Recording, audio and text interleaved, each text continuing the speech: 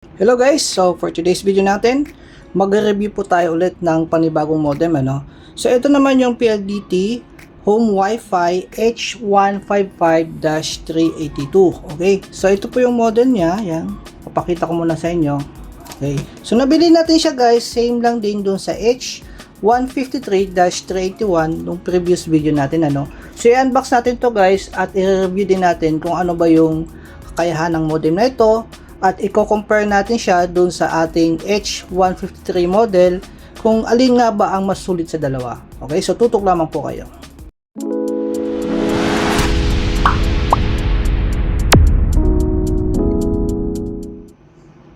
Okay, so nabili din natin siya guys sa mismong PLDT store sa halagang 1,495. So the same po dun sa H153 model So i-unbox muna natin siya guys para makita natin kung ano ba meron sa modem na ito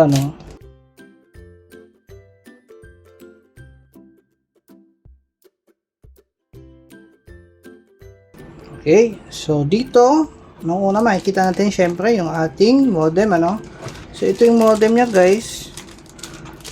Similar sila dun sa previous model niya yung H153 na pahaba, pataas siya. Okay? So ito lang may nabagong design niya, gaya nitong WPS button nasa harapan.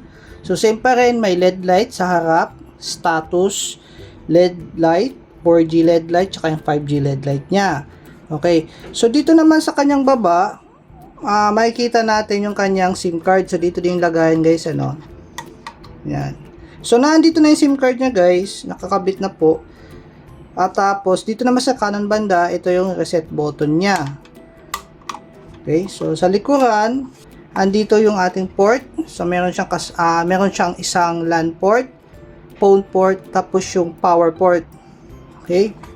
Sa taas, wala na, So, plain lang din siya. Okay. So, maliban dyan, yung mga iba pa kasama niya sa inclusion, tingnan natin. Okay, so dito, ganoon pa rin, meron tayong sticker ng IMEI niya, warranty card, and of course, yung kanyang user manual, quick guide, ayan. Tapos, sa box naman dito, anyway, ito yung kanyang SIM bed, guys, So, yung SIM card niya, gaya ng sabi ko, nakakabit na po sa mismong modem, kaya wala na dito sa SIM bed. Okay, so dito sa box niya, itong box na ito, okay, so yung kanyang power adapter at yung kanyang LAN cable. So kung ikukumpara ko siya guys dun sa packaging ng H153 previous video natin, mas okay yung itsura ng LAN cable flat na siya. So malinis to guys, tignan pag kinabit nyo sa modem nyo, ganda siya.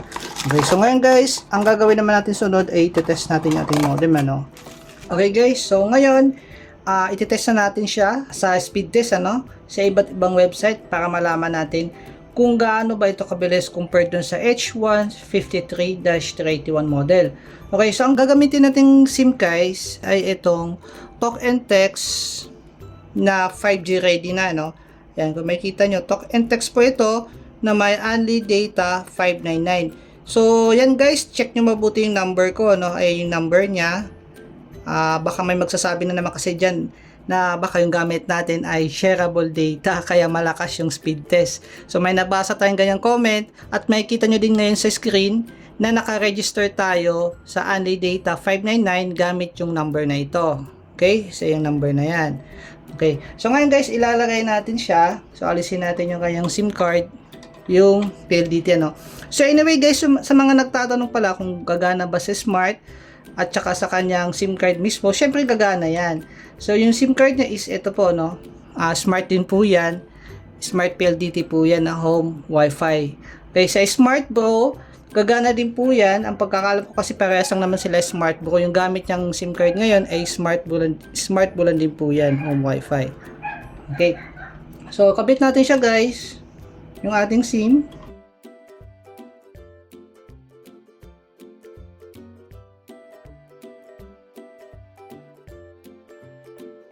Okay, so ayan guys, na turn on na natin siya. So tingnan natin guys kung madedetect ba niya yung ating talk and text SIM card ano. Okay, so ayan, kung makikita nyo guys, nakailaw na po siya lahat. So ibig sabihin po nito ay na-detect niya yung ating talk and text na SIM card. So patunay po yan na pwede siya sa talk and text at smart. No? Basta smart guys na mga SIM card, PLDT, Smart, Smart Bro, talk and text, pwede po yan.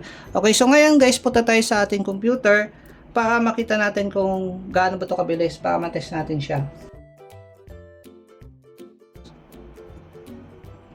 Okay, so dito muna tayo sa Google Speed Test.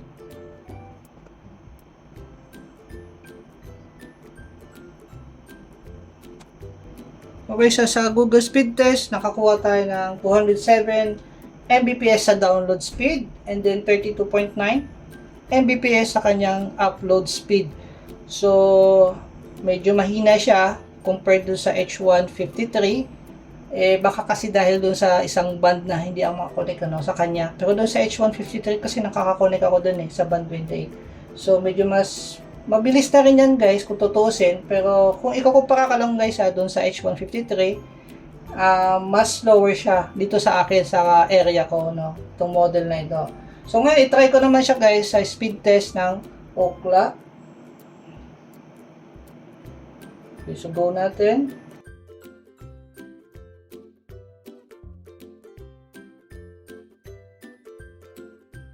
Okay, dito sa speed test ng Ookla, nakakuha tayo ng 400 Mbps sa kanyang download speed. Sa upload speed naman, 37.52.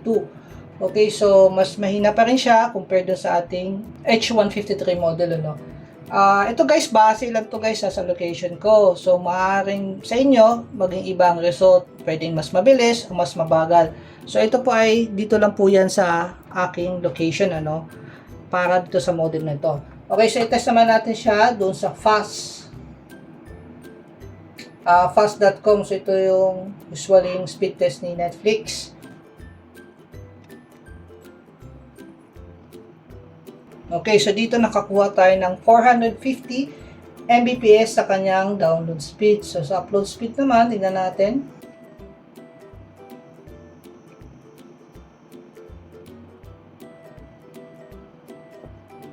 Okay, sa kanyang upload speed, nakakuha tayo ng 34 Mbps. Maaari pa po itong bumilis kung lalagyan nyo po ng external antenna.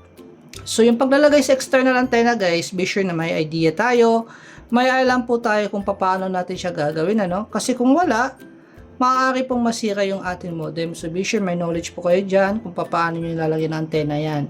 So, pag nalagyan nyo na po yan ng external antenna, maaaring mas bibilis pa po yung speed test nyo dyan. Okay guys, so yun lang po yung ating quick review sa modem na ito para sa PLDT Home Wi-Fi 382 model. And sana po nagustuhan nyo yung video namin, and please don't forget to subscribe po sa aming YouTube channel para lagi po kayong updated sa mga upcoming videos namin. Thank you po for watching.